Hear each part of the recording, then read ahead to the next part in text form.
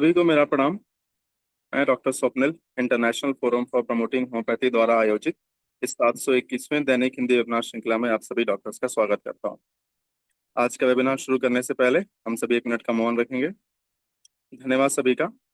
हमारे आज की मेहमान और वक्ता हैं doctor Roli Tejwani ma'am. Doctor Roli Tejwani ma'am जो फरीदाबाद जोन की अध्यक्ष हैं, बीएचएमएस और क्लिनिकल साइकोलॉजी में एमएससी की उपाधि प्राप्त की है। वे पिछले 11 वर्षों से होम्योपैथी का अभ्यास कर रही हैं। उनकी क्लिनिक फरीदाबाद के सेक्टर 21C और सेक्टर 15A में स्थित है। उन्हें कई प्रतिष्ठित पुरस्कारों से भी सम्मानित किया गया है, जिनमें होम्योपैथिक चिकित्सा सेवा रत्न अवार्ड 2024 में, healing club healers award, Artemis Gurugram 2024 में, गोल्डन टॉसल के साथ एमएससी साइकोलॉजी 2023 में, द होम्योपैथी हीलर्स द्वारा होम्योपैथिक सेवा पुरस्कार 2022 में और मुस्कान फाउंडेशन द्वारा आइकॉनिक पर्सनालिटी अवार्ड 2021 में भी शामिल है। वह वर्ष 2022 से होम्योपैथिक फॉर ऑल पत्रिका के न्यूट्रास्यूटिकल्स सेक्शन में नियमित रूप से लेख लिख रही हैं। उन्होंने अटैचमेंट स्टाइल्स, पेरेंटल फबिंग और बाल विकास पर शोध कार्य किया है। इसके अलावा उन्होंने ऑटिज्म और होम्योपैथिक पर साहित्य समीक्षा भी की है। वे मरीजों की सेवा, शोध और युवा युवा होम्योपैथिक चिकित्सकों का ब्लॉग और वीडियो के माध्यम से शिक्षित करने के लिए समर्पित हैं। मैं मैम से अनुरोध करता हूं कि वो अपना व्याख्यान प्रारंभ करें और अपने ज्ञान और अनुभव को हमारा साझा करें। Over to you ma'am.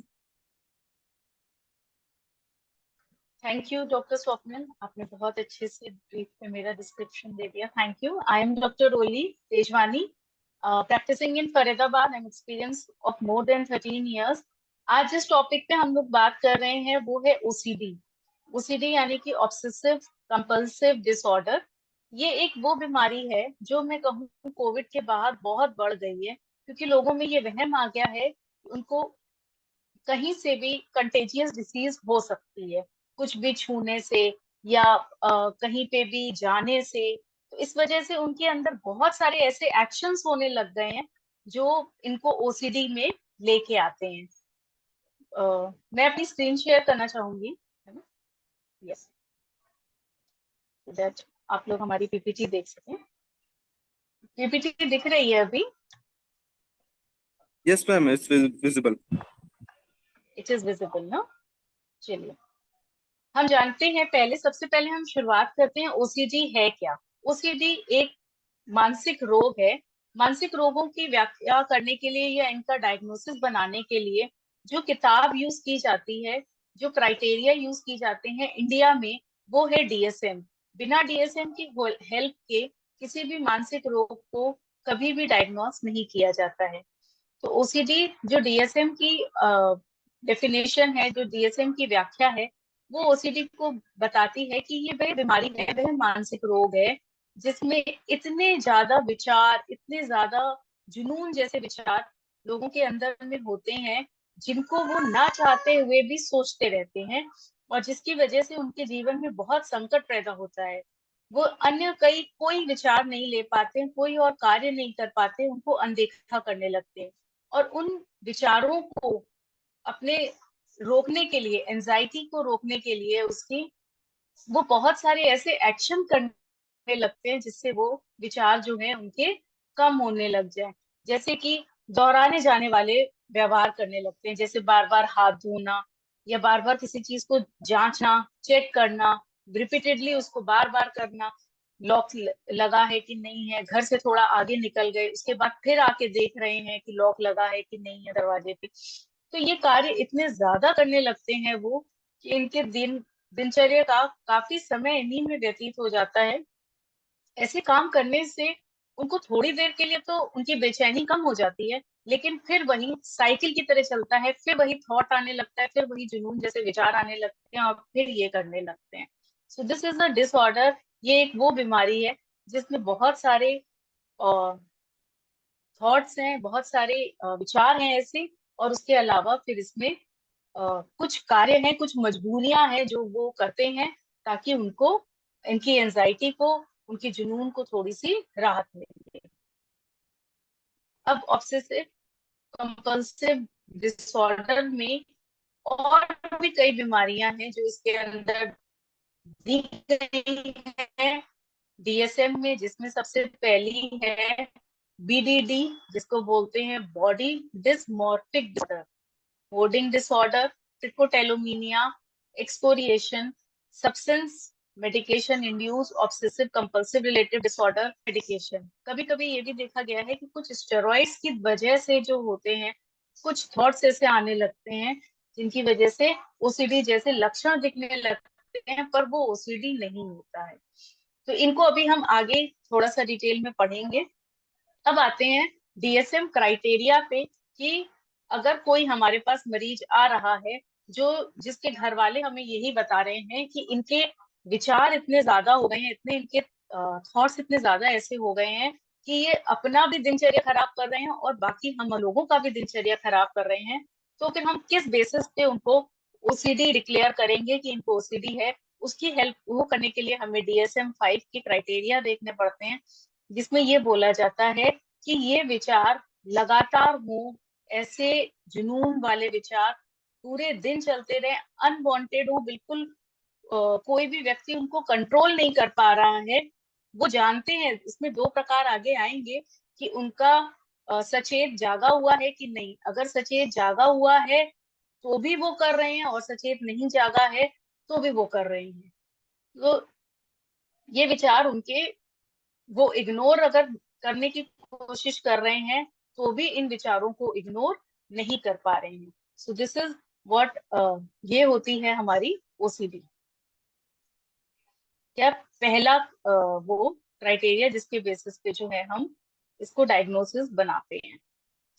अब उसके बाद आ गई उनकी मजबूरियां। विचारों ने उनको इतना बेचैन कर दिया कि वो मजबूरन कोई ना कोई ऐसे कार्य कर रहे हैं, कोई ना कोई ऐसी चीज कर रहे हैं, लगातार कर रहे हैं, जैसे बार बार हाथ धोना, बार बार चेकिंग करना, बार बार मनी मन कुछ चैंट करना, जैसे ओम चैंट करना या कुछ चैंट करना, शब्द मुंह से बड़बड़ाना।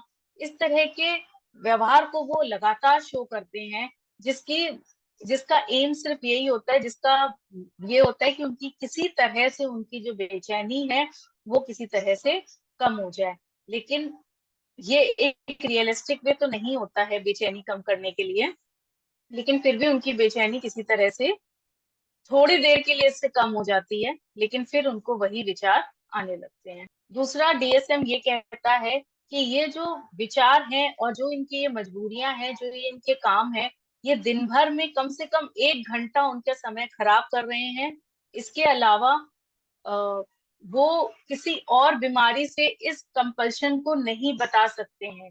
जैसे कि हम ऑटिज्म में भी देखते हैं कि ऑटिज्म के लोग जो होते हैं वो किसी कार्य को बार बार करते हैं, लेकिन ऑटिज्म में उनका कारण उनके विचार नहीं है, उनके थॉट्स नहीं है, उनकी बेचैनी नहीं है। तो यहाँ हमें उससे अलग करना होता है उसको, कि यहाँ पे जो वो काम बार बार कर रहे हैं वो इनके अंदर में एक ये थॉट आ गया है कि जैसे कोई व्यक्ति अगर बार बार हाथ धो रहा है तो उसके अंदर में ये विचार आ गया है कि उसने किसी चीज को छुआ है जिसकी वजह से उसको बीमारी हो सकती है, कोई रोग हो सकता है, इसीलिए वो हाथ धोता है। फिर कहीं रास्ते में अगर किसी चीज से वो टकरा गया तो फिर उसको बेचैनी होने लगेगी कि मैं उससे टकरा गया हूँ, मैं बीमार ना हो जाऊं, वो घर जाके नहाने लगता है। तो ये एक विचार उसके अंदर में बैठ गया है कि मैं बीमार हो जाऊंगा, मैं किसी चीज को छू लूंगा या कोई चीज मुझे छू लेगी या मैं किसी चीज को खा लूंगा तो इसकी वजह से मैं बीमार हो सकता हूँ। तो इस वजह से वो बार बार उसी क्रिया को, हाथ धोना नहाना, रिपीट कर रहा है। तो उसको हम ओसीडी में लेंगे, लेकिन यहाँ इसको हम ऑटिज्म में नहीं लेंगे, क्योंकि ऑटिज्म में ऐसा थॉट नहीं होता है। मेरी स्लाइड्स चेंज हो रही हैं? Yes ma'am. या ठीक है। अब DSM में कुछ ऐसी चीजें होती हैं जो बताती हैं कि किस कैटेगरी में है वो, कि बहुत ज्यादा खराब कंडीशन में है ओसीडी का पेशेंट हमारे पास आया है जो, या वो कम खराब कंडीशन में है, तो हम उस हिसाब से उसकी ग्रेडिंग करते हैं। ग्रेड 3 होता है कि जब वो पूरा ही तरह से उसका विवेक जो है वो खत्म हो चुका है, वो अपने इन विचारों को ही सत्य मानने लगा है, तो वो होता है ग्रेड 3, जिसमें होता है कि उसका इंसाइट अब नहीं है। ग्रेड 2 होता है कि जब उसका इंसाइट थोड़ा बहुत जागृत है, लेकिन उसको लग रहा है कि उसका ये विचार गलत है, लेकिन वो मजबूर है, वो अपनी आदतों को नहीं बदल पाता है। और एक होता है ग्रेड 1, जिसमें उसका इंसाइट अच्छा होता है, उसे पता होता है कि उसके विचार गलत हैं और वो कोशिश करता है कि वो किसी तरह से अपने आप को रोके।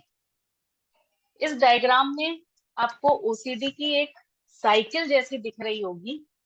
इसमें ये है कि सबसे पहले ऑब्सेशन, ऑब्सेशन मतलब होता है हमारा थॉट, हमारा विचार जो हमारे अंदर आया और वो बार बार आ रहा है, इतना हमें परेशान कर रहा है कि हम उसकी वजह से बेचैन हो रहे हैं और हम जा रहे हैं एंजाइटी में।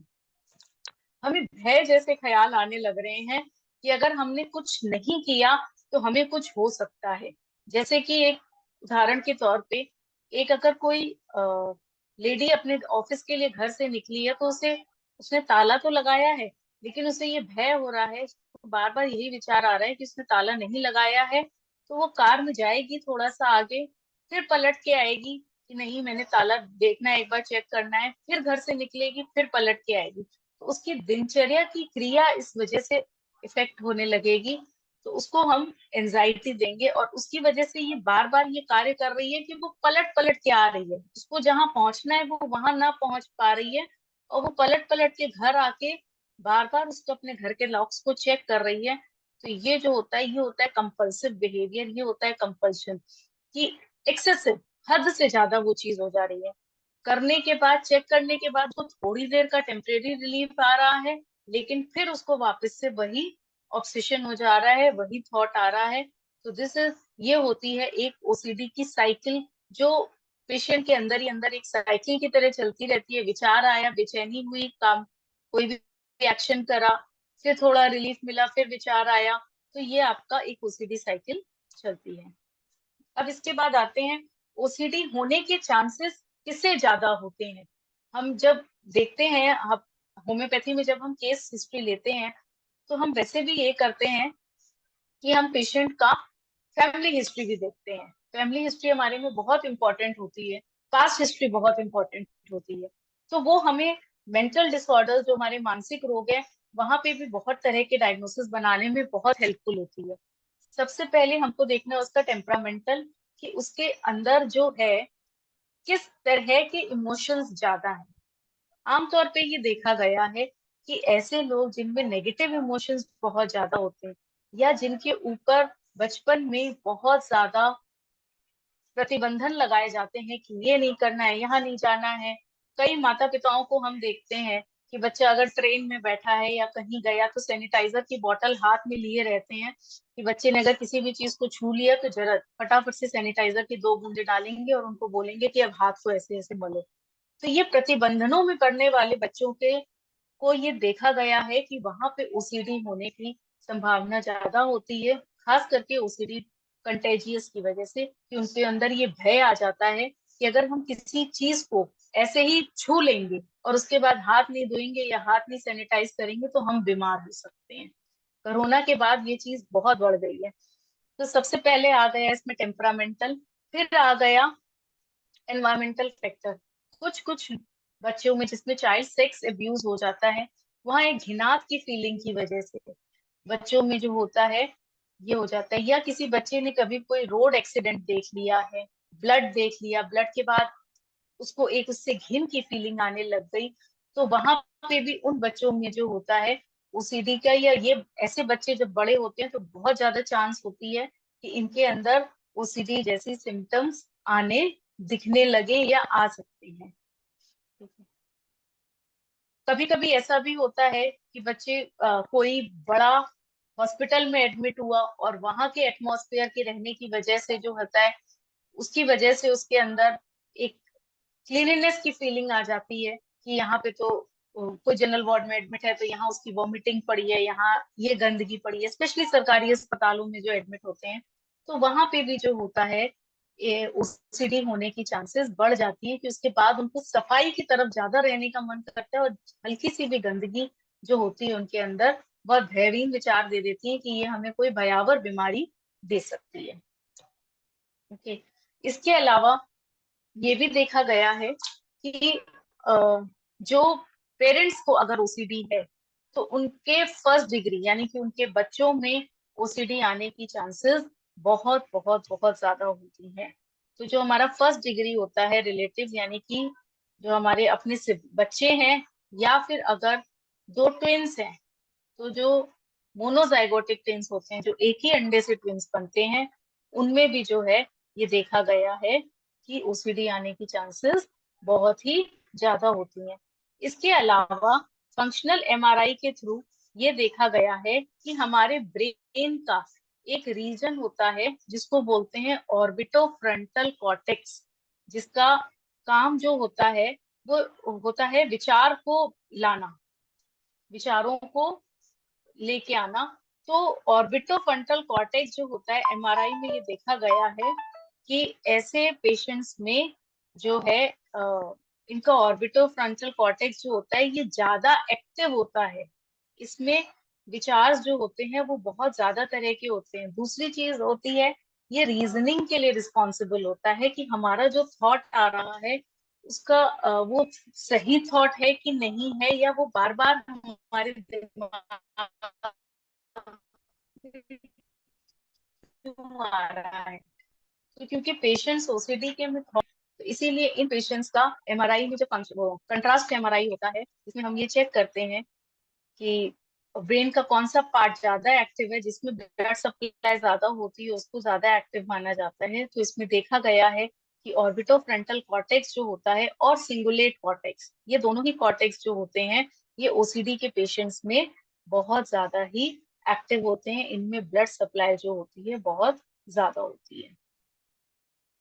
ओसीडी के कारण जो है घर में जो हमारे डेली के कार्य हैं वो कैसे इफेक्ट होते हैं, वो हमें पता चलता है जब हम देखते हैं कि इसके जो मरीज हैं उनकी सोशल लाइफ कितनी ज्यादा खराब हो गई है। जैसे कि अगर कोई मरीज है जिसको भय है कि उसको बीमारी हो सकती है, तो वो कहीं भी जाने से कतराते हैं, वो घर ही में रहना पसंद करते हैं, जिसकी वजह से उनके अंदर एक कोमॉर्बिड कंडीशन डिप्रेशन की आने लगती है कि उनको एक तो ये थॉट आ गया है, एक ये विचार आ गया है कि वो बाहर जाएंगे किसी भी चीज को छुएंगे और अगर हाथ नहीं धो पाए तो उनको बीमारी हो सकती है। तो एक ये बीमारी का भय है, तो इसकी वजह से वो कहीं भी जाएंगे नहीं। और दूसरी चीज है, अगर वो चले भी गए तो उनके घर वाले ही उनसे इतना परेशान हो जाते हैं वहां पे कि वो इग्नोर करने लगते हैं, वो नहीं चाहते हैं कि ये हमारे साथ कहीं चले। और वो अपने घर वालों पे भी प्रतिबंध डालने लगते हैं कि बार बार हाथ धोएं, बार बार सफाई करें, किसी भी चीज को छुआ है तो जाके हाथ धोएं। इसके अलावा इन पेशेंट्स के बार बार जो जिनको कंटेमिनेशन का खास करके भय रहता है, उन पेशेंट्स में जो होता है स्किन के हैंड बार बार वॉश करने की वजह से या नहाने की वजह से सोप या डिटर्जेंट एलर्जी जैसे सिम्टम्स भी दिखने लगते हैं, जिनकी वजह से उनको डर्मेटोलॉजिकल प्रॉब्लम होने लगती है। घाव जैसे हाथों में बन जाते हैं, जिनको अक्सर गैंग्रीन या एक्जिमा से भी कंफ्यूज किया जाता है, लेकिन बाद में जब देखते हैं तो हिस्ट्री लेते हैं तब पता चलता है कि नहीं, इनको तो ओसीडी है और इसी वजह से ये बार बार हाथ धो रहे हैं जिसके कारण इनको ये दिक्कत हो रही है। अब आते हैं अन्य किन रोगों से हम इसको भिन्न करके डायग्नोसिस बना सकते हैं। उसको हम बोलते हैं डिफरेंशियल डायग्नोसिस। डिफरेंशियल डायग्नोसिस जो है डीएसएम का, जनरली देखा गया है कि जनरल एंजाइटी डिसऑर्डर एक ये होता है, ये भी एक मेंटल डिसऑर्डर है, मानसिक रोग है। इसमें ये होता है कि जो मनुष्य है वो अपने जीवन की रियल लाइफ के कंसर्न्स के जो उसके असल में जीवन में है, उन वजहों से वो विचलित है, वो विचार उसको परेशान कर रहे हैं। लेकिन जो ओसीडी का पेशेंट होता है, जो ओसीडी का मरीज होता है, उसका जो थॉट है उसका कोई तत्व नहीं होता है, वो एक ही बेकार विचार वाला थॉट होता है जिसको जो इंसाइटफुल नहीं है, जिसका असल जीवन से कोई भी लेना देना नहीं है। जैसे दरवाजे का नॉब छू लिया, अब दरवाजे का नॉब छूने से कौन बीमार पड़ता है, लेकिन ये ओसीडी के मरीज के अंदर ये एक भय बैठ गया है कि अगर मैं वो दरवाजे का नॉब छू लूं और उसके बाद हाथ न धोऊं तो फिर मुझे बीमारी हो सकती है, अगर मैंने उसी हाथ से कुछ खाया या अपने चेहरे को छू लिया। तो एक ये होती है। जनरल एंजाइटी डिसऑर्डर में क्या होता है कि उसको जो एंजाइटी है वो कोई इसके रियल लाइफ में कोई प्रॉब्लम है, उसकी वजह से उसको एंजाइटी है। लेकिन ओसीडी में ऐसा नहीं होता है। फिर आते हैं भय, फोबिया, जिसको हम भय बोलते हैं। फोबिया में जो होता है, एक कोई ऑब्जेक्ट होता है या एक कोई वो होता है तत्व जिससे हमें भय लगता है।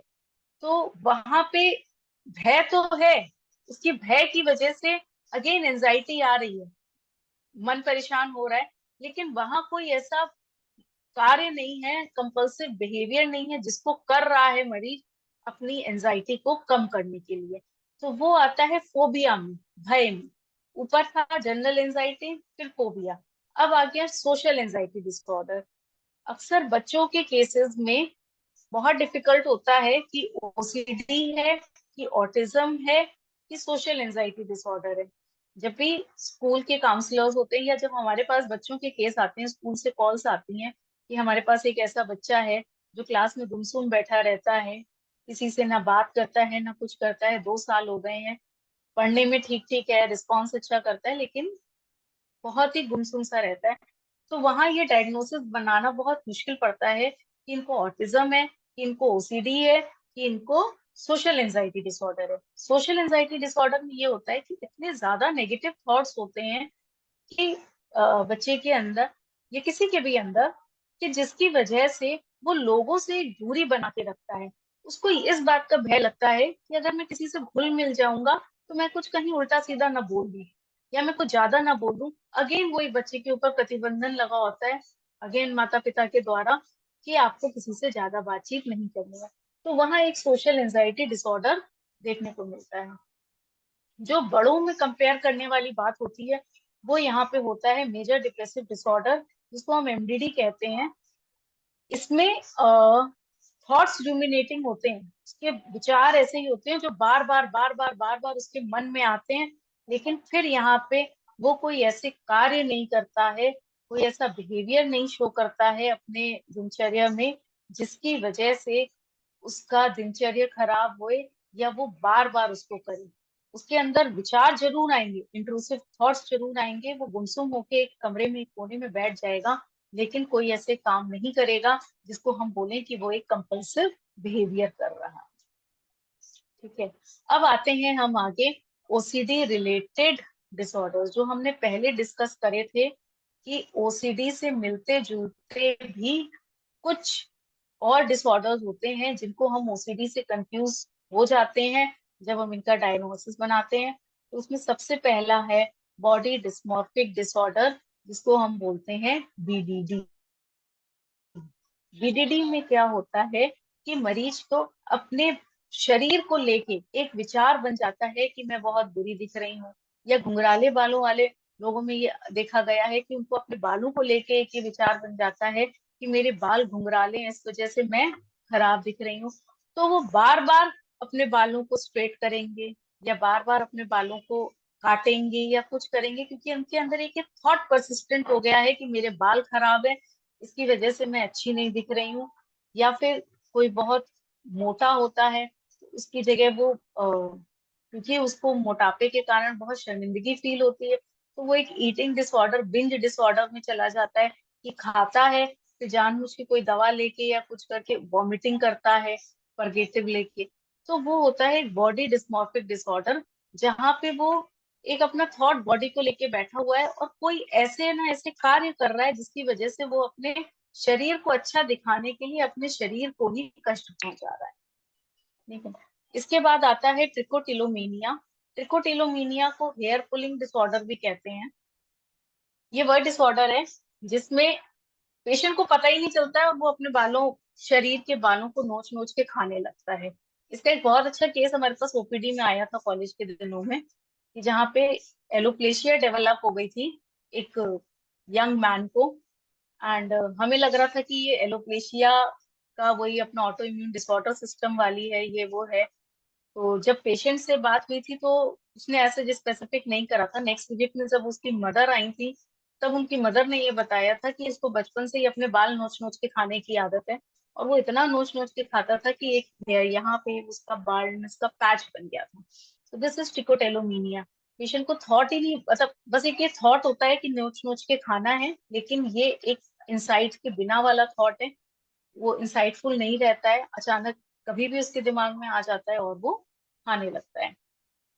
एक है होर्डिंग डिसऑर्डर, इसको संशय डिसऑर्डर कहा जाता है। संशय डिसऑर्डर मतलब कि ये बुजुर्गों में जनरली देखा जाता है कि ऐसे लोग जिनको अपनी चीजों से, अपनी वस्तुओं से इतना प्यार होता है कि उनके घर में जगह की भी कमी हो रही है, लेकिन तब भी वो अपनी चीजों को हटाने नहीं देते हैं। कहते नहीं, ये मेरी चीज है, इसको कोई हाथ नहीं लगाएगा।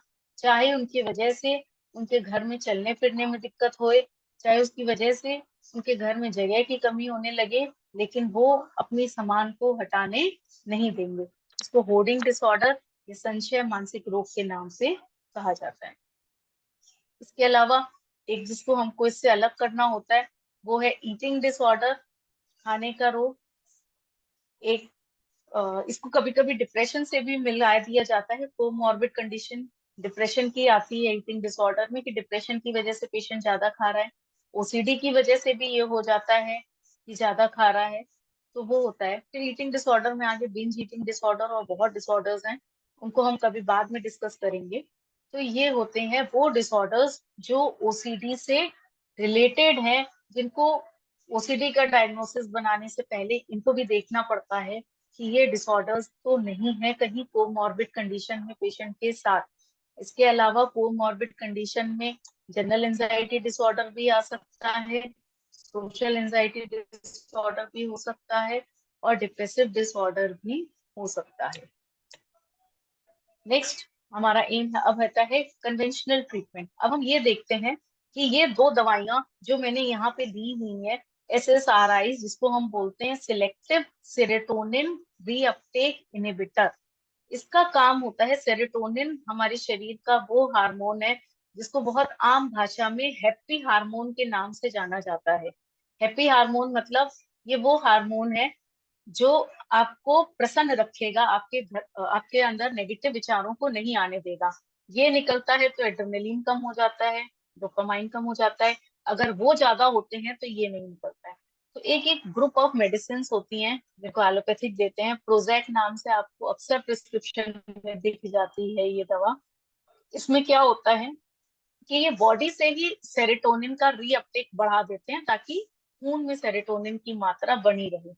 और दूसरा होता है एंटी डिप्रेसेंट्स, जिसमें होती है क्लोमिप्रामीन। ये भी बहुत कॉमन एंटी डिप्रेसेंट है जो हमें प्रिस्क्रिप्शन में लिखी मिल जाती हैं।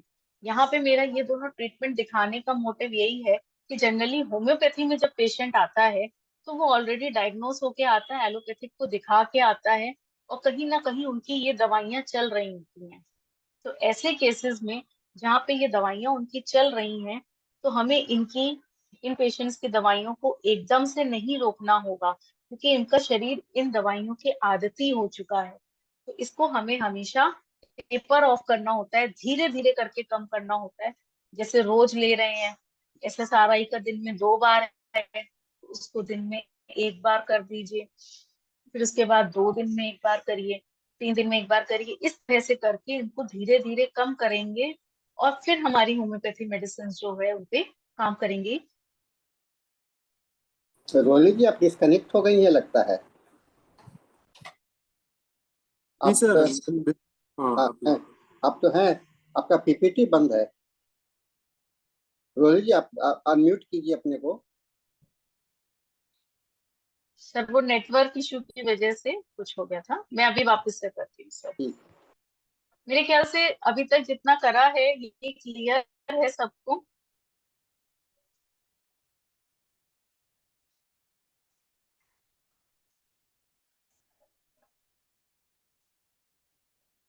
इतना क्लियर है सभी को? मेरी आवाज आ रही है? Yes ma'am. हम्म, ठीक है, okay. The second part conventional treatment में जो एक दूसरा हिस्सा है वो होता है साइकोथेरेपी।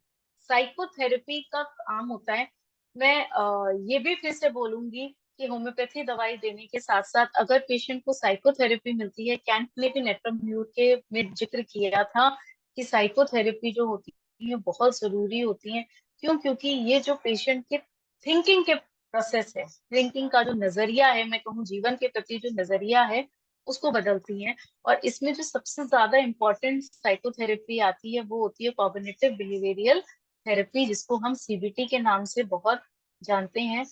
मोस्टली साइकोथेरेपिस्ट इसी को ही यूज करते हैं। इसका फोकस ही यही होता है कि ये हमारे सोचने के तरीके को बदले।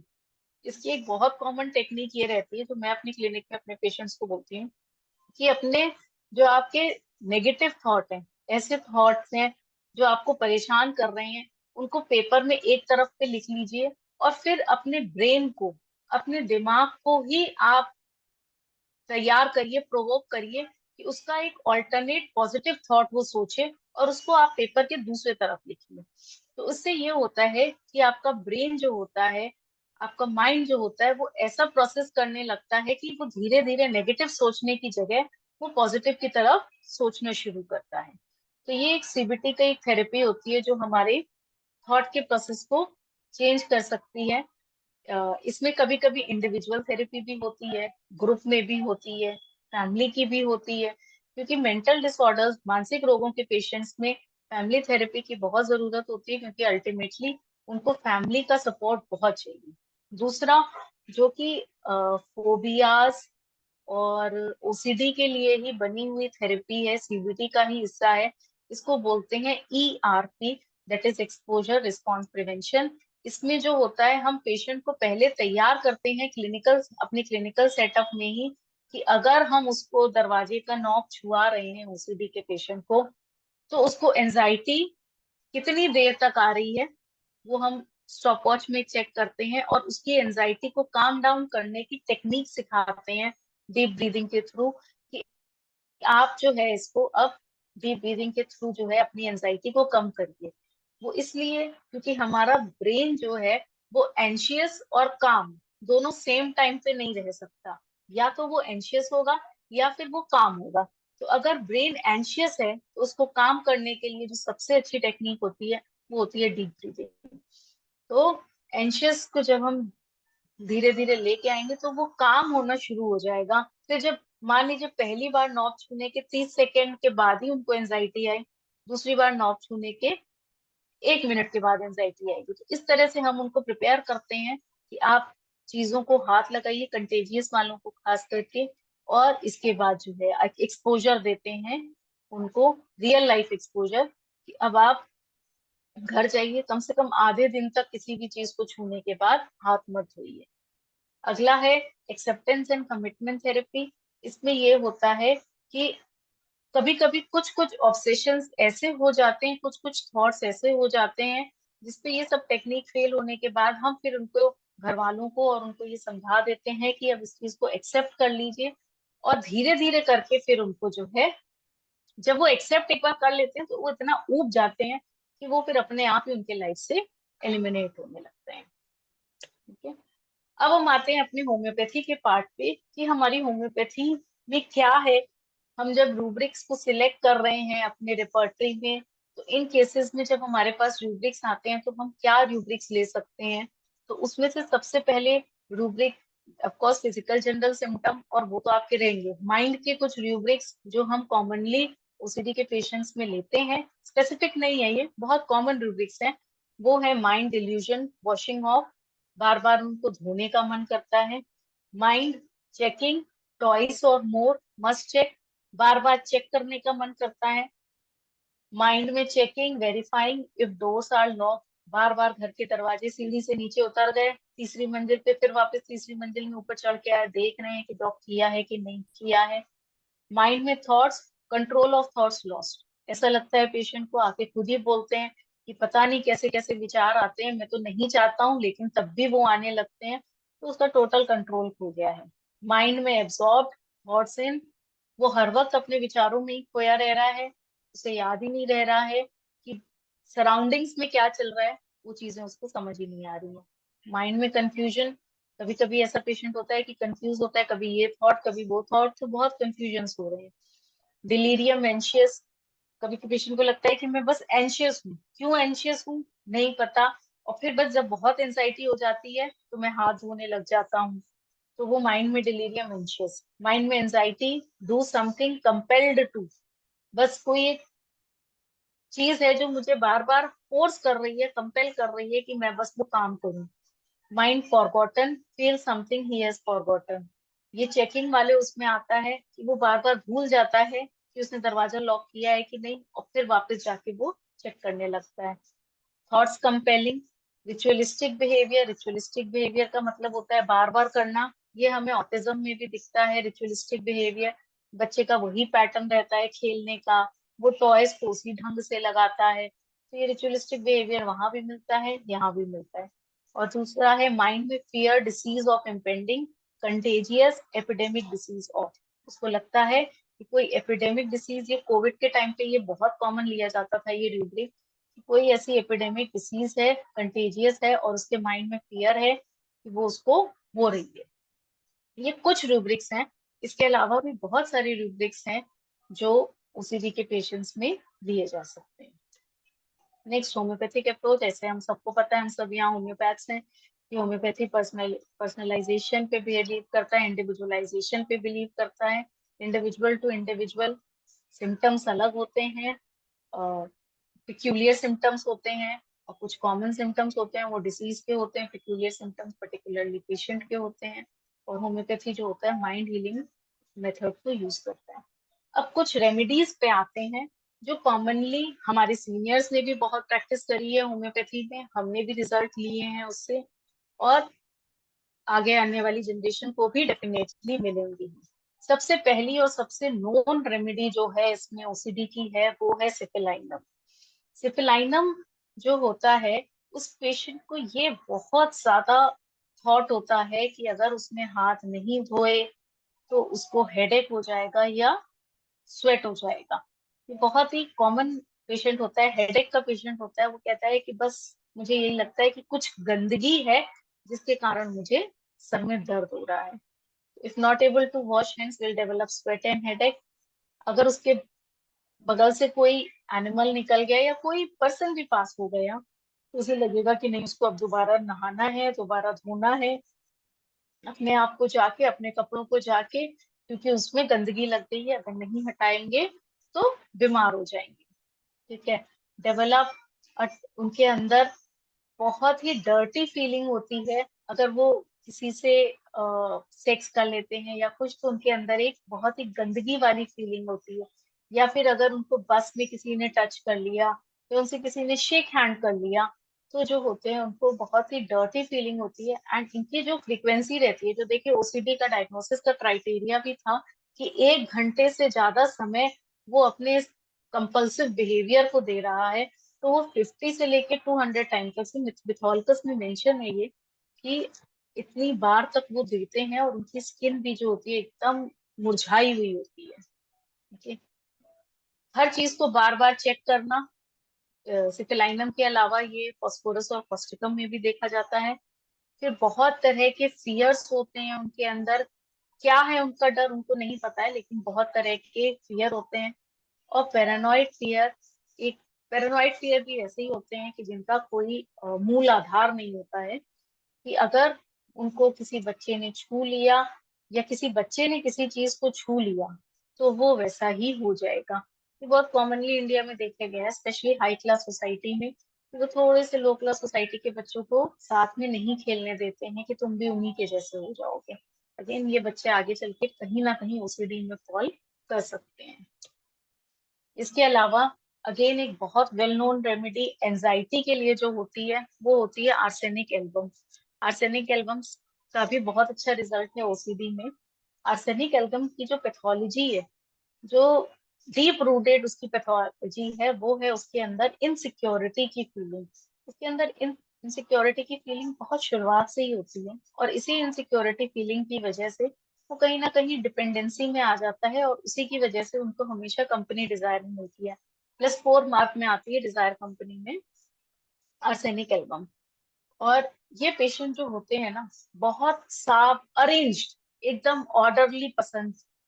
ऑफिस में भी जाएंगे तो ऑफिस बिल्कुल वेल ऑर्डरली अरेंज होएगा, सारी फाइल्स, इनकी टेबल बहुत अरेंज होएगी, नहीं होगी तो स्टाफ पे चिल्लाएंगे, खुद करने लगेंगे। तो they are very fastidious people. Fastidious मतलब जिनको हर चीज बहुत व्यवस्थित और बहुत साफ सुथरी पसंद होती है, तो वो आर्सेनिक में है।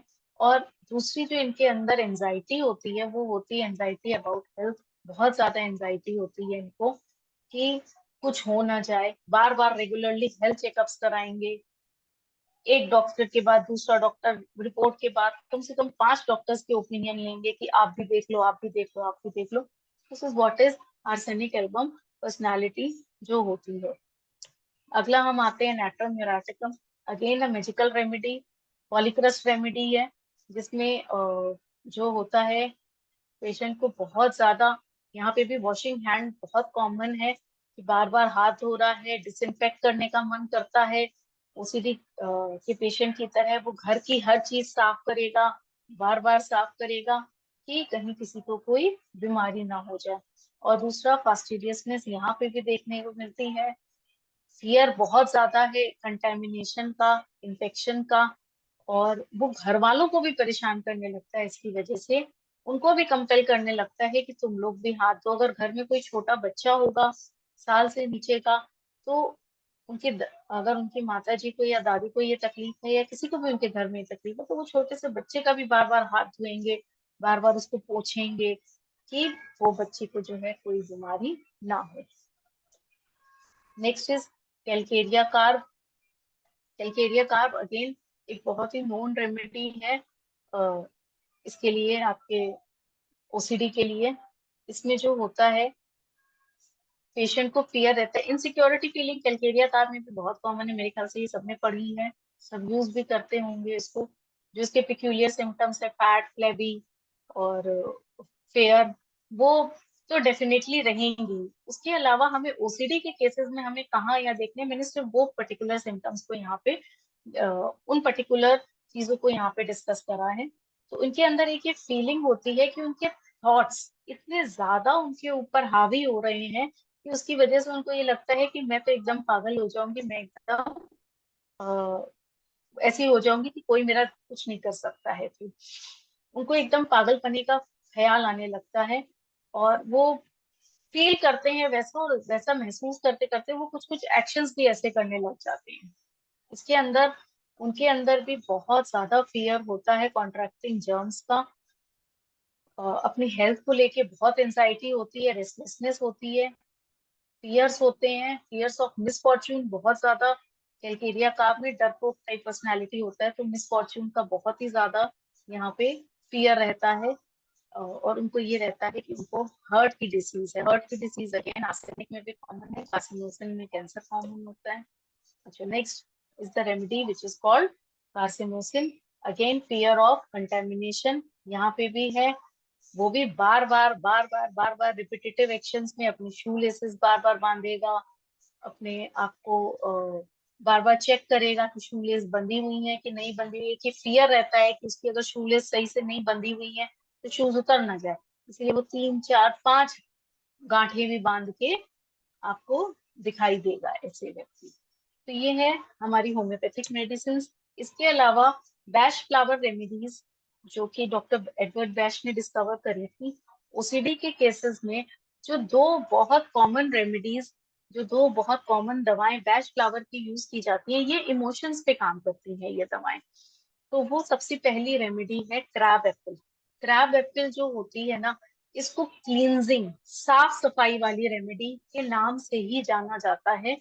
और इसके पेशेंट में, जब हमारे पास ये पेशेंट होते हैं क्लिनिक में, तो इन पेशेंट के अंदर आपको ये चीज देखने को बहुत मिलेगी कि उनको हर चीज बड़ी अनक्लीन लगती है। जैसे मान लीजिए अगर उनकी स्किन पे एक फोड़ा भी आ गया, एक पिंपल भी आ गया ना, तो वो पिंपल इसलिए उनको बॉदर कर रहा है क्योंकि वो उनके फेस के लुक को अनक्लीन कर रहा है, खराब कर रहा है, इसलिए वो उनको बॉदर कर रहा है।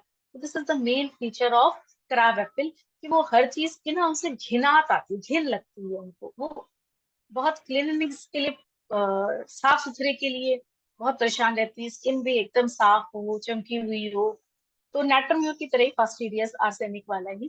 तो वो एक क्रैब एप्पल रेमेडी होती है।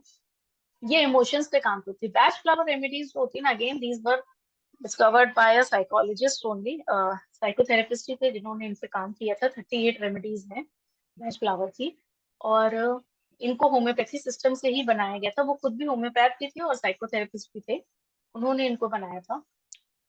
तो जो ये रेमेडी है, this is a remedy for cleaning.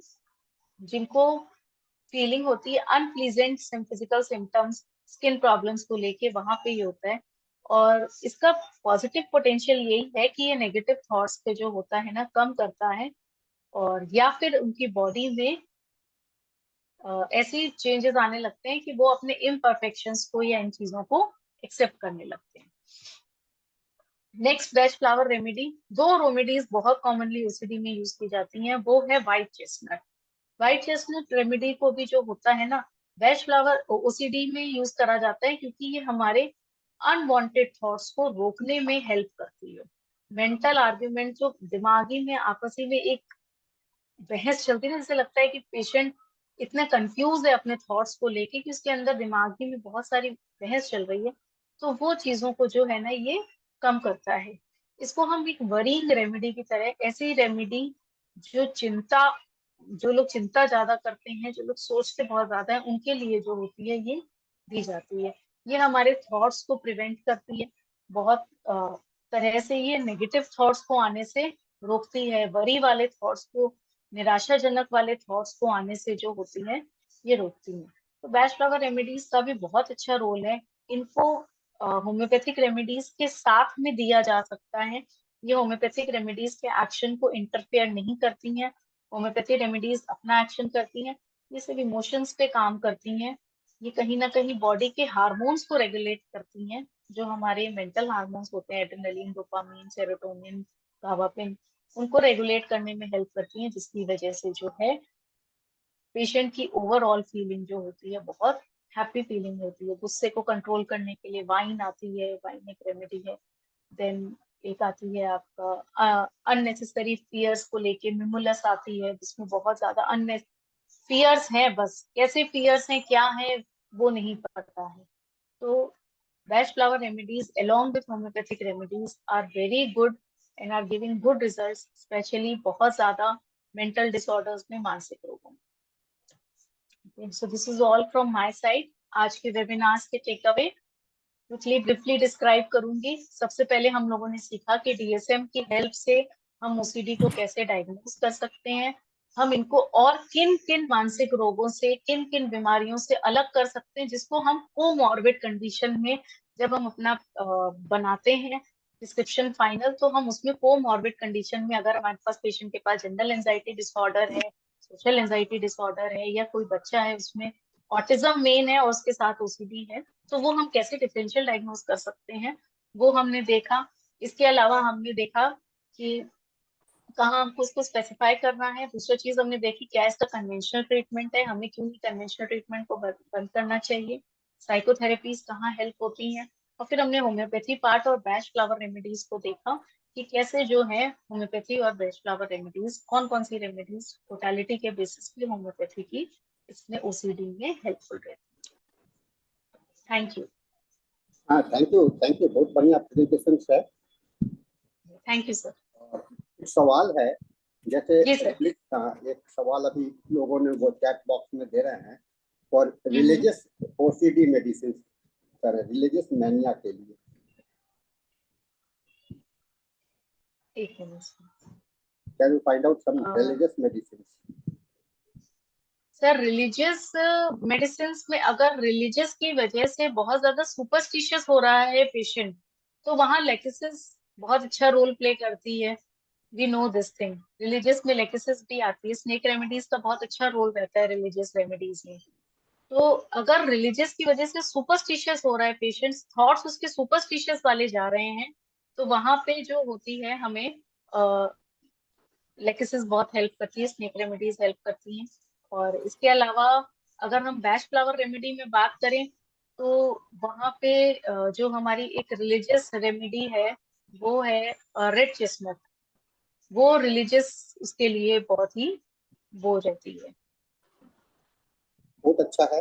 आप मैडम अपना पीपीटी को हटा लीजिए, जी सर। शेयर बंद कर लीजिए। मुझे लगता है आपने काफी अच्छा जानकारी दिया है, और थैंक इसके यू। साथ में मैं ये चाहूंगा कि कुछ अगर केस रिपोर्ट्स आपके प्रैक्टिकल एक्सपीरियंस का कुछ जिक्र हो तो कर सकते हैं आप। यस सर, बिल्कुल सर। मैं बहुत इनिशियल डेज की अपनी बात करूंगी, जब मैंने नई नई प्रैक्टिस स्टार्ट ही करी थी। इतना मैंने तब साइकोलॉजी को इतना डीपली पढ़ा भी नहीं था। तो हमारे पास एक ओसीडी के पेशेंट आए थे, जिनको मिस डायग्नोस हुआ था। ओसीडी ना होके उनको general anxiety disorder miss diagnose होके आए थे। उन्होंने कहीं होम्योपैथ से ही कराया था, जिसको बाद में हमने ओसीडी डायग्नोस किया था अपनी क्लिनिक पे। तो वो लेडी की जो आदत थी वो यही थी कि उसको हाथ धोने की बार बार बहुत आदत थी। उनके बेटे उनको लेके आए थे कि मैं बहुत परेशान हो गया हूँ अपनी मदर से, और ये जो है अपने तो हाथ धोती धोती हैं, हम लोगों का भी इन्होंने दिमाग खराब कर दिया है। बाहर ही सब तुड़वा के नल लगवा दिए हैं कि नहा के कोई नहाए बिना घर के अंदर नहीं आएगा। और उनकी 9 महीने की छोटी सी पोती थी, जिसकी वजह से ही वो लेके आए थे कि ये 9 महीने की छोटी सी लड़की पोती को भी मेरी बार बार नहलवाती हैं, बार बार उसके हाथ पैर धोती हैं, और ये तो अब अति सीमा उनकी पार हो गई है।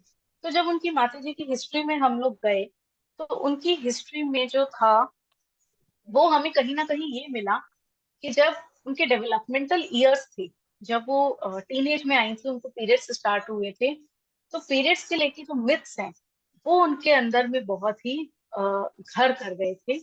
और फिर वही चीजें कंटिन्यू उनके ससुराल में हुई। प्लस उनके हस्बैंड का बहुत डोमिनेटिंग नेचर था, तो उसकी वजह से वो अपने इमोशंस को और उसको बहुत दबाती हुई चली गई, बहुत उल्टा सीधा बोलते थे। तो उस केस में हमने नैट्रम्यूर से केस स्टार्ट किया था। नैट्रम्यूर को हमने दिया था 200 पोटेंसी में, और उसको 10 तक ले गए थे। कुछ समय के बाद वो बहुत अच्छे से बेटर हो गई थी। उनकी वॉशिंग हैंड्स की हैबिट बहुत कम हो गई थी, जो कि अराउंड 70 to 80 पर डे थी, वो 8 to 10 में फॉल हो गई थी पर डे में। फिर जब बाद में उनकी ये प्रॉब्लम्स रिपीट होने लगी थी, अब वो थोड़ी सी डोमिनेटिंग नेचर की खुद हो गई थी घर में। फिर हमने धीरे से उनके केस को सप्लाइनम पे स्विच करा, तो वहां पे हमें जो है टोटली उनका रिलीफ मिल गया था। So this was my first case of OCD which I have encountered. उसके बाद तो मैंने बहुत सारे केसेस देखे हैं। एक एमबीबीएस स्टूडेंट थी, फाइनल ईयर की, बठिंडा से जी। एंड जब वो कैडेवर का, उसने फर्स्ट ईयर में कैडेवर वर्क किया था, तो वहां से जो कैडेवर की वजह से जो होती है उसको बहुत ज्यादा वॉशिंग हैंड्स की अगेन ये एक थॉट आने लग गया कि मैंने उस कैडेवर को छुआ है, और उसकी सारी जो उसकी जो सड़न है वो मेरे अंदर कोई ना कोई कंटेजियस डिसीज पैदा कर लेगी। उसकी वजह से वो बहुत एंजाइटी में आ गई थी। लेकिन लड़की बहुत इंटेलिजेंट भी थी, बहुत ऑर्डरली अरेंज, बहुत पसंद थी। आर्सेनिक एल्बम में जो है उस केस में बहुत हेल्प करी थी। एंड उसको हमको बहुत ज्यादा रिपीट भी नहीं करना पड़ता। That girl was fine very nicely, and the cure case was closed in just 6 months। तो वो बहुत अच्छा केस रहा था हमारे पास आर्सेनिक एल्बम। बहुत अच्छा आपने बताया। मैं एक केस नेपाल से, मेरे पास में एक रोगी थी, तो जी। एजेड थी, और इतना मैंने ओसीडी का इतना हद तक वो था कि अपने घर में, नेपाल में तो लोग गैस का चूल्हा तराई इलाका में कब यूज करते हैं, लकड़ी जलाते हैं। हम्म। तो जब उसे खाना बनाना होता था तो लकड़ी को धो देती थी। अब इससे क्या हो गया कि लकड़ी को धोने के बाद में जलेगा कैसे, चलेगा कैसे? तो बहुत मुश्किल हो जाएगा। तो घर वाले परेशान, सब परेशान। कभी कभी ऐसा भी होता था कि जाड़े के सीजन में, मौसम में रजाई को धो देती थी, हम्म। कपड़े को। अब रात में आप कपड़े को धो दीजिएगा तो कैसे चलेगा, ये बड़ा परेशानी। जी। मेरे पास में पेशेंट को लाया गया, मैंने उनको समझाने का पहले कोशिश किया काउंसलिंग के लिए, लेकिन लगा कि नहीं ये कर सकता है। फिर मैंने उनका सिम्टोमेटिक हिस्ट्री लिया। आप देखे होंगे कि दिया मेज, दिया मेज करके एक आपका बहुत अच्छा मेडिसिन है ओसीडी में, वॉशिंग मैनिया में। वो मैंने उसको यूज किया, और ग्रेजुअली ग्रेजुअली ये जो है तो उस एक्सटेंट तक, 100% तो मैं नहीं कहूँगा कि वो कट गया, लेकिन कुछ एक्सटेंट तक, जैसे कपड़े धोने का, अब उसको रियलाइजेशन, क्योंकि इसका हाँ। ट्रीटमेंट में सबसे बड़ी बात होती है कि पेशेंट को ये रियलाइज होने लगे कि हाँ नहीं मैं गलत कर रहा हूँ। रियलाइजेशन इंसाइट रियलाइजेशन होना जरूरी हो जाता है, जिससे कि हम लोग इसको पेशेंट को समझ सकते हैं। ये मैंने एक इस तरह से काफी पेशेंट देखता हूँ मैं, और ओसीडी के केस तो रेगुलर आया करते हैं, और आज के समय में बहुत ज्यादा बढ़ गया है। क्योंकि जी।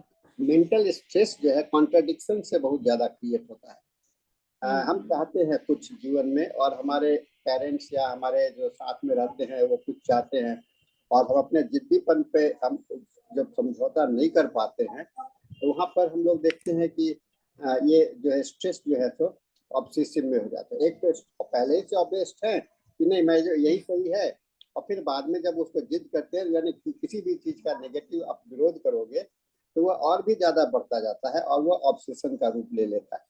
इसलिए समझाने का, काउंसलिंग का, बच्चे लोग को हैंडलिंग का जो है पेरेंट्स को भी समझना चाहिए कि कितने एक्सटेंट तक हम उसको हैंडल करें, कितने एक्सटेंट तक फैमिली काउंसलिंग हाँ बहुत जरूरी बहुत होती है जरूरी होता है। तो ये हैंडलिंग कैपेसिटी बहुत इम्पोर्टेंट होता है। तो इसलिए मैं पेरेंट्स को, खास करके बच्चों के पेरेंट्स को, और मैं ये कहता हूँ कि पहले आपके पेशेंट बच्चे को ट्रीटमेंट के साथ में आपका काउंसलिंग बहुत जरूरी है।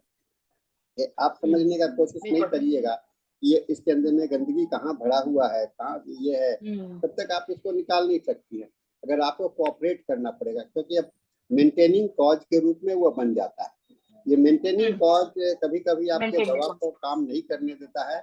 आपका दवा बहुत करेक्ट होने के बाद भी ये धीरे धीरे हमेशा रिलैप्सिंग सिचुएशंस बना रहता है। एक चीज मैं आपसे पूछना चाहूंगा, मेरी आदत बहुत सारी किताबें इकट्ठे करने की है ना। मेरे पास में किताब का जो लाइब्रेरी है, भंडार है, आप देखिएगा मेरे क्लिनिक में आएंगे तो एक पूरा लाइब्रेरी ही है बड़ा सा बना हुआ। सर मैं आ चुकी हूँ आपकी क्लिनिक में। और ये किताब को आपने कह रहा था, आप कह रहे थे कि होर्डिंग, ये इसको किताब का होर्डिंग तो नहीं कहेंगे हम लोग, इसको ऑब्सेशन तो नहीं कहेंगे। किताब के प्रति ज्यादा ऑब्सेसिव सर होर्डिंग डिसऑर्डर चर्चा सर किया वो तब होर्डिंग का। डिसऑर्डर का डीएसएम में डीएसएम क्राइटेरिया के हिसाब से हम किसी भी उसको मेंटल डिसऑर्डर तब मानते हैं जब वो हमारे फंक्शनल लाइफ को इफेक्ट करने लगे, जब हमारी ऑक्यूपेशनल लाइफ को इफेक्ट करने लगे। अगर वो नहीं इफेक्ट कर रही है तो वो मेंटल डिसऑर्डर में नहीं आती है। दिमाग में ये आया कि ये सवाल को करना जरूरी है कि लोगों को ये बात और क्लियर हो जाए कि वो कहाँ तक जरूरी है, कहाँ तक होर्डिंग करना जरूरी नहीं है ना। जैसे होता है ना, होर्डिंग करने की बात होती है कि जब आपके पास में कहीं पर कोई चीज का कमी हो गया तो निश्चित रूप से सब लोग थोड़ा सा होर्ड करते हैं, तो ये एक नेसेसिटी बेस्ड होर्डिंग हो जाता है। और नेसेसिटी सर मैं एक अपने बचपन का केस बताती हूँ। एक अंकल थे हमारे पड़ोस में रहते थे, उनको न्यूज़पेपर कलेक्ट करने का बहुत शौक था, और इस हद तक उनको शौक था कि उनके घर में जगह नहीं बची थी, सिर्फ न्यूज़पेपर्स ही न्यूज़पेपर होते थे। तो वो होर्डिंग डिसऑर्डर है कि वहां उनकी चीजों को रखने की जगह नहीं बची है, सिर्फ चारों तरफ न्यूज़पेपर्स ही दिखते हैं उनके यहाँ। तो वो हम होर्डिंग डिसऑर्डर वहां कह सकते हैं, लेकिन जब तक वो हमारी फंक्शनल लाइफ को डिस्टर्ब नहीं कर रहे हैं तब तक वो होर्डिंग डिसऑर्डर में नहीं आएगा सर। और एक और मैं जिक्र करूंगा, मैं बांग्लादेश गया था और वहाँ पर खुलना एक जगह पर, वहाँ पर एक स्ट्रेस मैनेजमेंट पर एक लेक्चर था, मुझे देना था। तो वहाँ जाने के बाद में मुझे कुछ होम्योपैथिक प्रेमी जो थे उनसे मिलने का मौका मिला। तो डॉक्टर रहमान करके थे, नाम पूरा याद नहीं अभी। मैं वो मुझसे मिले और बहुत ही प्रभावित थे। उन्होंने मुझे अपने घर पर आमंत्रित किया। मैं उनके घर पर गया, मैं थोड़ा सा बोले क्या खाइएगा, मैं बोला कुछ नहीं खाएंगे। तो मैं बोला ठीक है। उनका मन रखने के लिए मैंने कहा कि मुझे बंगाली लोग का दही बहुत अच्छा होता है, मिष्टी दही मुझे खिलाइए। तो उनके घर में मैं बैठा तो सब जगह तो मैं किताब ही किताब देख रहा था। बांग्लादेश में है कि लोग फॉरेन से भी किताब बहुत सारा मंगा सकते हैं, और उनके पास में बेड के नीचे किताब है, उनके बेडरूम में किताब है, जहाँ देखो खाली किताब ही किताब नजर आ रही है। मैं बड़ा प्रभावित हुआ उनसे। फिर उन्होंने मुझे एक किताब भी गिफ्ट किया उस मामले में। तो एक अच्छा है, होर्डिंग है, लेकिन but it was for the for supporting his professional matter के लिए था। चलिए, बहुत अच्छा लगा आपका सेशन आज का। और स्वप्निल जी, हम लोगों का सेशन अब अप हो चुका है। रोली जी को हम लोग थोड़ा सा धन्यवाद दें और अगला सेशन की ओर हम लोग मूव करेंगे। जी sir, thank you Roli ma'am, आपने बहुत अच्छा बताया ओसीडी के बारे में। ऐसे ही आते रहिएगा और ऐसे ही बताते रहिएगा कुछ ना कुछ। ओके, सो अब हमारा इंग्लिश सेशन का वक्त हो गया है, तो I would like to hand over doctor Rucha for English sessions. Rucha Rucha महाविद्या। डॉक्टर रूचा महोदया।